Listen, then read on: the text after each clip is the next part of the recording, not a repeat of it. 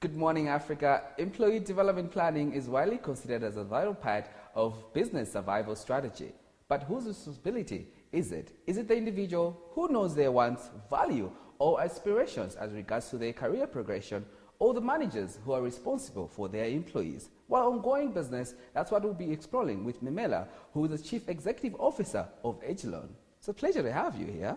It's a pleasure to be here. Good morning. So, the big question is, whose responsibility is it? Is it me, the employee? Who needs to take action when it comes to career development? Career development is a joint responsibility. There's the responsibility for the employee. First and foremost, the employee has to make sure that they are the best in terms of their craft, in terms of their field. So they have a responsibility in terms of understanding, one, the company vision, so that they can understand where they fit in terms of the value chain. All right. The second issue that they need to understand is what are their current gaps, if there's any gaps, and what training programs they need to go to for them to be able to fill those gaps. In terms of the manager, who's the line manager responsible for the employee, is for the manager to be able, in the process of employee engagement, to explain to the employee what the vision of the organization is so that the employee can understand as to where they can fit in and where they can contribute. And the key issue is contributing, but it's always a partnership. Beautiful stuff. Now, when you look at employee development planning, really, does an organization have to look into that? Oh, definitely. The planning encompasses two issues. The individual's responsibility is to make sure that they develop their own career path. And the career path, it's critical for it to be discussed during the performance contracting, where you are told what you are expected to do and what you are expected to deliver, but also in terms of what you need to do in terms of your development, what courses you need to attend.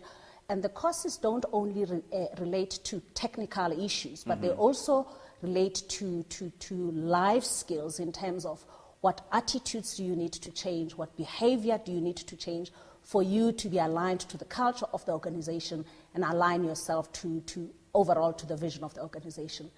With regards to the company, the key issue is for the company to begin to develop succession plans. And the key is to look at your top contributors and make sure that not only the contributors but the skill sets required for those people that are responsible for the 20% of your contribution, but the impact of what they do is actually 80%, to make sure that those skills, you've got succession plans, you've got people that can take over from those roles when the time comes. Now, you've mentioned that it's a two-way thing, where the employee and the employer both are responsible for career development. But I wanted to zoom in actually on the employee himself. How do you align yourself in terms of your goals, your aspirations, with the goals of the organization in terms of career development? Yeah. The key thing is to understand what the vision of the organization is, what the strategy of the organization is, what the tactics are that are going to be deployed by the company, but also what's key is to understand which business unit do you fall under, and understand what that business unit contributes to the broader organizational goals, and where do you fit in terms of that value chain.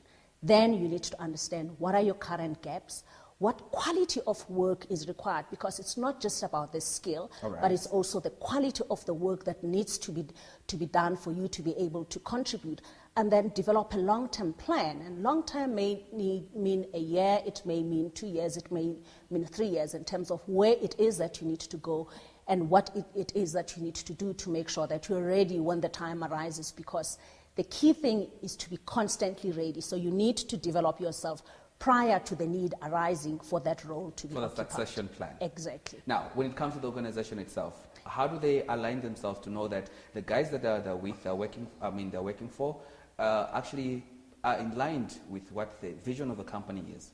It comes to employee engagement. It's very important for companies, or particularly the leadership team, to continue to engage their employees in terms of currently where are we in terms of our performance, where do we need to go, where are the gaps in terms of the company objectives, but also what is our vision, how do we want to impact the country, how do we want to impact in terms of the bottom line, make sure that we can provide shareholder returns, but also, which is the most important, what is it that we need to contribute towards our clients, because we cannot exist without clients, and make sure that the people that work for the company have that broad understanding.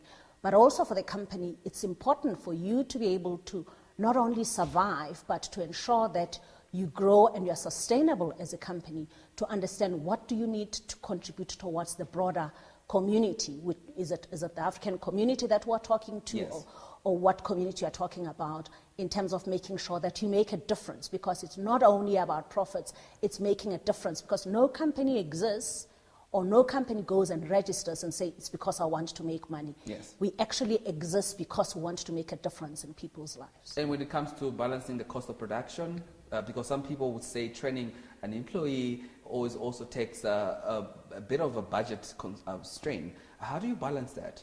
Actually, it's more costly not to train your people. Is it? Because you will find that over time, the skill sets that you may need in the future, if you don't develop people before you need those skills, you will not have people that are ready to help you sustain yourself. So the issue of people development should not be seen as a cost. It should actually be seen as something that is going to contribute to the sustainability of the organization. I love that. Now, moving on, I wanted to find out in terms of the employee himself, how do you make yourself to have the necessary skills or the ingredient, maybe so to speak, for you to have a long-term plan with an organization that you're working with? I think before we can even talk long-term, we should talk about Sure. what am I doing now? You must be the best at what you do currently and make sure that you contribute, not only contribute, but you're better than all the other debtors clerks, if you're a debtors clerk, or you're better than all the others. You have to give your best. You have to give your best and make sure that you are the best at your game. Over and above that, you need to make sure that you understand what are the gaps that you have, and the gaps need to relate to all three areas, which is the attitudes, the behaviors, and the competences, which may be personal competences and professional competences that you require for you to be able to grow. And the key thing is for you to contribute, to do, because the more you do, it's the more you contribute, and the more you contribute, it's the more you actually get noticed. The more you get noticed, the more opportunity you have to actually grow in the company, not only in terms of a bigger role, but in terms of being given bigger responsibilities, because the more responsibility you have, the more a change agent you become in the organization, and the more you get noticed not only by your manager, but the other managers that exist in the organization, and you get noticed also by your counterparts. Yes. That you're giving your best and you're contributing. So it's about doing.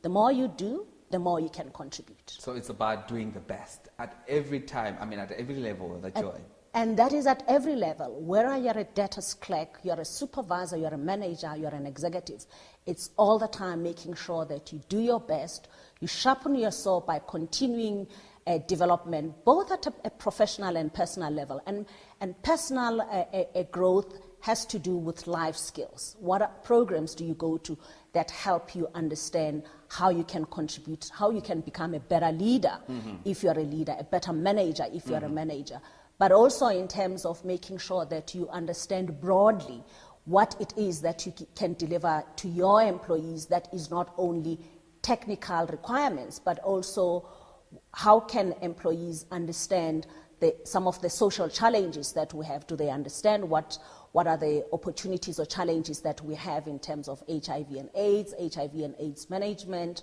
what needs to happen in terms of them developing themselves, but also developing their own families and how they can contribute, because the key issue is about contribution. It's not about what I can get, but it's more about what I can contribute as an individual. Lastly, how do people get in touch with you?